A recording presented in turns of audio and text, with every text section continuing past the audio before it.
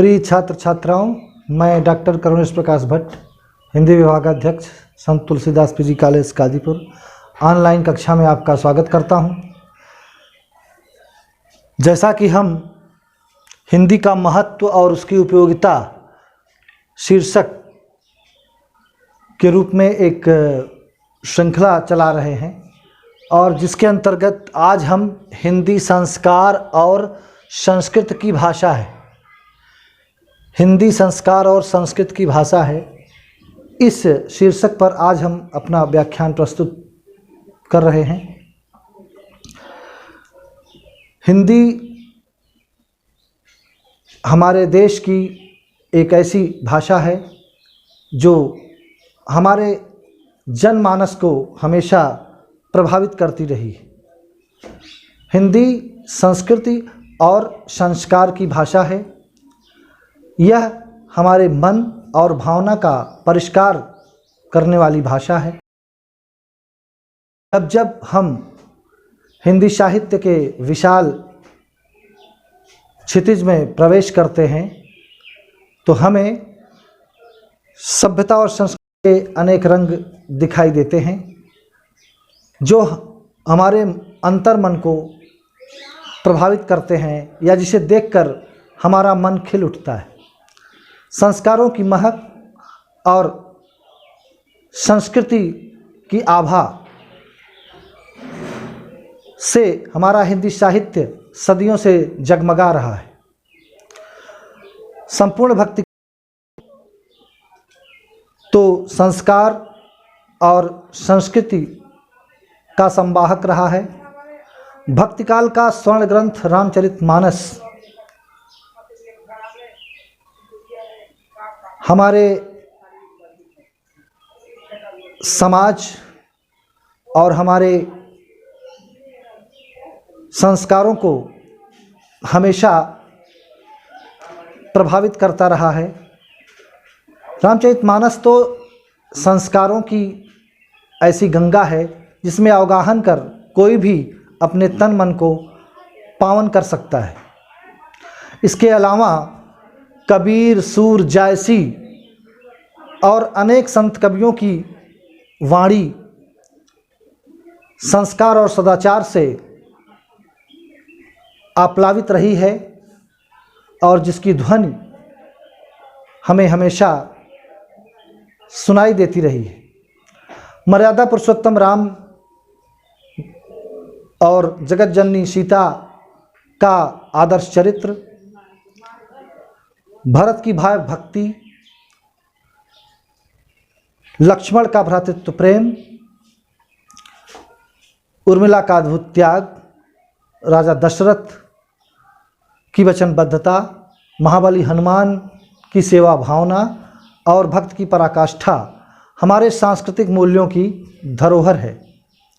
वास्तव में राम का पूरा परिवार ही संस्कारों की गंगोत्री है।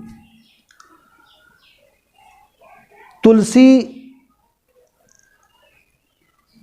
के मानस के अतिरिक्त तुलसी ने कवितावली और विनय पत्रिका में अपने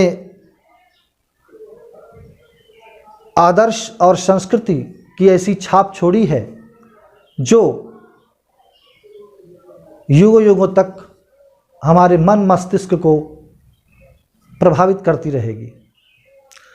रामचरितमानस की बात करें या हम तुलसी की बात करें तो तुलसी अकेले भक्ति काल के ऐसे हैं, मर्यादा और संस्कार की सबसे बड़ी गठरी लेकर चलते हैं और कभी थकते हुए नहीं दिखाई पड़ते।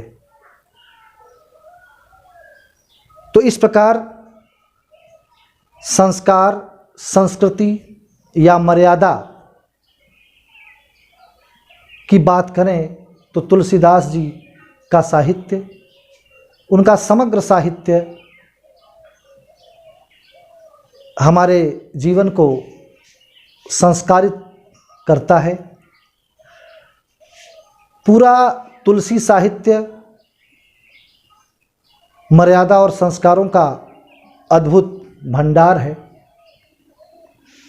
कुछ उदाहरण द्वारा हम अपनी बात स्पष्ट करते हैं।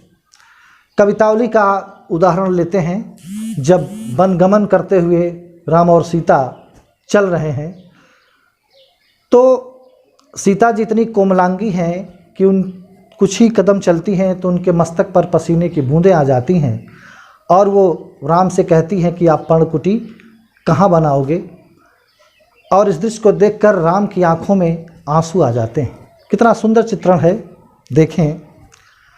पुरते निकसी रघुबीर बधू धरि धीर दये मग में डग दे झलकी भर भाल कनी जल की पुट सूखी गए मधुराधर वे चलनो अब के तिक हैं हमको कह पर्ण कुटी करिहों कितवे तिय की लखिया तुरता पिय की अखियाँ नित चारु चली जल चे।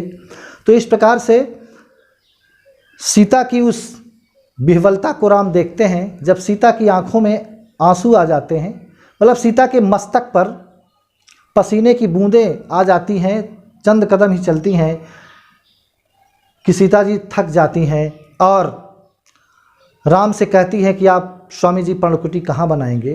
तो राम जी सीता जी की उस दशा को देखकर भाव विह्वल हो जाते हैं और उनकी आँखों में आंसू आ जाते हैं। तिय की लखिया तुरता पिय की अखियाँ नित चारु चली जल चे। तो इस प्रकार राम सीता जी की उस दशा को देखकर जब बहुत भावुक हो जाते हैं और उनकी आंखों में आंसू आ जाते हैं तो वो सीता जी की भावनाओं को समझ जाते हैं कि सीता जी थक गई हैं। लेकिन रामचंद्र जी ये नहीं कहते कि हाँ आप थक गई हो और मैं आपको विश्राम देता हूँ, लेकिन उनके मन की बात समझ जाते हैं।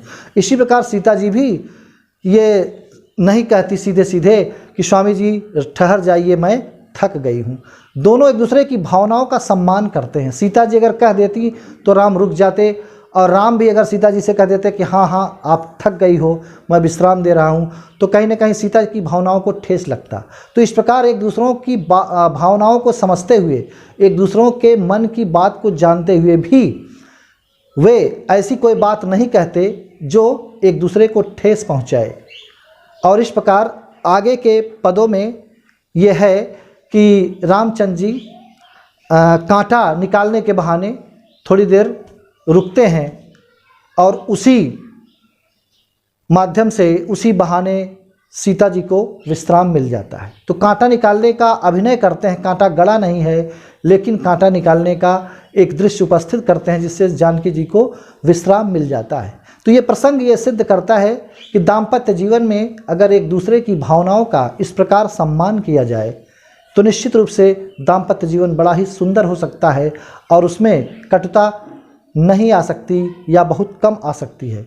और यही भाव अगर अन्य संबंधों पर भी लागू कर दिया जाए कि हम एक दूसरे की भावनाओं का सम्मान करते हुए कोई कार्य करें तो शायद पारिवारिक जीवन में या सामाजिक जीवन में जो तमाम प्रकार की कटुता आ जाती है वो निश्चित रूप से कम की जा सकती है। तो ये संस्कार हमें दिखाता है कि हमें जीवन में किस प्रकार से आचरण करना चाहिए। कवितावली का एक और प्रसंग है थोड़ा सा आगे चलकर, जिसमें ग्राम बालाएं सीता जी से प्रश्न करती हैं कि ये जो सांवरे सलोने आगे चल रहे हैं आपके कौन हैं। सीता जी किस अंदाज से उत्तर देती हैं, किस सभ्यता के दायरे में उत्तर देती हैं, यह प्रसंग भी अवलोकनीय है। ग्राम बालाएं पूछती हैं तो सीता जी उनके भाव को समझ जाती हैं। सुनि सुंदर बैन सुधारस साने सयानी है जान की जानी भली और तिरछे करि नैन दिसैन तिन्हें समुझाई कछु मुस्काई चली तेहि अवसर सो है अवलोकति लोचन लाहुअली अनुराग तड़ाग में भानु उदय बिगसी मनो कोमल कंज कली। तो जब ग्राम बालाएं सीता जी से पूछती हैं तो उनके मधुर वचनों को सुनकर सीता जी समझ जाती हैं कि ग्राम बालाएं बहुत चतुर हैं और किस प्रकार उत्तर देती हैं अपने पति के संदर्भ में अपना परिचय कैसे देती हैं। कहती हैं, जैसा कि आप जानते हैं कि भारतीय नारी पति का नाम नहीं लेती है, और उसी परंपरा का अनुसरण करते हुए सीता जी ग्राम बालाओं को संतुष्ट करती हुई कहती हैं कि तिरछे करि नैन दिसैन तिन्हें समुझाई कछु मुस्काई चली। सीता जी अपनी आंखें तिरछी करती हैं, यानी तिर्यक नेत्रों से थोड़ा संकेत करती हैं और हल्का सा मुस्कुराकर आगे बढ़ जाती हैं। तो आंखें तिरछी करती हुई, कुछ मुस्कुराती हुई, कुछ इशारा करती हुई सीता जी आगे बढ़ जाती हैं और इस प्रकार से ये बता देती हैं कि वो सांवरे सलोने उनके कौन हैं। तो इस प्रकार सीता जी यहाँ एक मर्यादा का अनुकरण करती हुई दिखाई देती हैं, जो हमें निश्चित रूप से मुग्ध करता है। तो ये प्रसंग भी संस्कृति या संस्कार के महत्व को दर्शाता है कि हमारी हिंदी किस प्रकार से हमें आचरण और मर्यादा सिखाती है। इसी प्रकार नागमती का विरह वर्णन है, और जायसी ने, मलिक मोहम्मद जायसी ने पद्मावत में जो नागमती विरह वर्णन प्रस्तुत किया है वो बड़ा ही सुंदर है, बहुत ही आकर्षक है। और उसमें नागमती रतन सेन का इंतज़ार कर रही है, वो पद्मावती की खोज में वहाँ चले गए हैं बहुत दूर, और सिंघलदीप चले गए हैं, और उनके इंतज़ार में नागमती बहुत समय गुजार देती है, लेकिन बहुत विलंब करते हैं रतन सेन आने में। तो यहाँ पर नागमती कितने धैर्य का परिचय देती है। यहाँ भी उसके दाम्पत्य जीवन में बहुत बड़ा परिवर्तन देखने को मिलता है, मतलब विरह की व्यथा दिखाई देती है। और नागमती का यह विरह वर्णन निश्चित रूप से बहुत ही हिंदी साहित्य में अद्वितीय है और हमें बहुत ही आकर्षित करता है। तो नागमती किस तरह से व्यथित हैं, एक उदाहरण देना चाहूँगा कि बरसई मघा झकोर झकोरी, बरसई मघा झकोर झकोरी, मोर दुई नयन चुवई जसोरी। नागमती की आंखों से आंसू उसी प्रकार झर रहे हैं जैसे मघा नक्षत्र सावन में बरसात की झड़ी लगा देता है। तो ये नागमती का धैर्य है। और आगे नागमती के विषय में जायसी लिखते हैं कि रोई गंवायहु 12 मासा, और सहस सहस दुख एक एक सांसा, तिल तिल बरसी बरसी बरु जाई, और पहरु पहरु जुग जुग न सिराई, और सो नहीं आवई रूप मुरारी, और जा सो पाव सोहाग सोनारी। तो इस प्रकार से नागमती विरह वर्णन में 12 महीने व्यतीत कर देते हैं, लेकिन उसका प्रियतम रतन सेन नहीं आता। तिल तिल का समय बरस के समान और बरस बरस का समय युग के समान बीतता है। लेकिन भारतीय नारी का यही तो आदर्श है कि वो विचलित नहीं होती है। पुरुष चाहे जितने घाट का पानी पीता है, लेकिन नारी जो है वो अपनी मर्यादा के पथ पर चलती रहती है। वो कभी अपने उस पातिव्रत्य धर्म को जल्दी खंडित नहीं करती है। तो इस प्रकार नागमती का अद्भुत धैर्य, त्याग, वो भी ये प्रदर्शित करता है कि हिंदी साहित्य में किस तरह से संस्कारों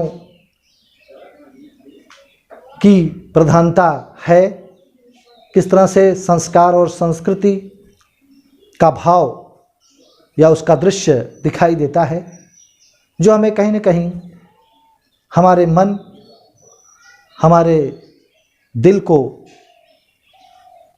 प्रभावित करता है। लक्ष्मी शंकर मिश्र का एक नाटक है एक दिन, नाटक नहीं एकांकी है, डॉक्टर लक्ष्मी शंकर मिश्र का बहुत ही प्रसिद्ध एकांकी है, और उसी में एक प्रसंग आया है कि जानकी का युग इस देश से कभी नहीं मिटेगा, जानकी का युग इस देश से कभी नहीं मिटेगा। जब तक किसी भी स्त्री में दया है, क्षमा है, त्याग है, तब तक कोई भी स्त्री जानकी है, क्योंकि जानकी हमारे लिए आदर्श है।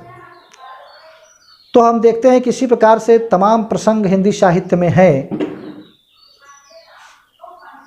जो हमारे साहित्य को समृद्ध करते हैं, जो ये दर्शाते हैं कि हमारा हिंदी साहित्य संस्कार और संस्कृति की दृष्टि से कितना महत्वपूर्ण है, और हमारा अंतर्मन ऐसे प्रसंगों को सुनकर या पढ़कर निश्चित रूप से खिल उठता है।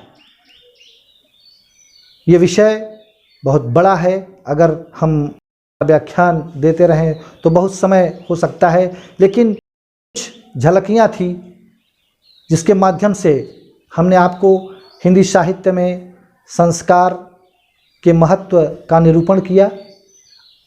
और अब हम अपने इस वक्तव्य को यहीं पर समाप्त करते हैं। अगले व्याख्यान में हम कोई और विषय लेंगे और जिस पर हम अपनी बात रखेंगे। धन्यवाद।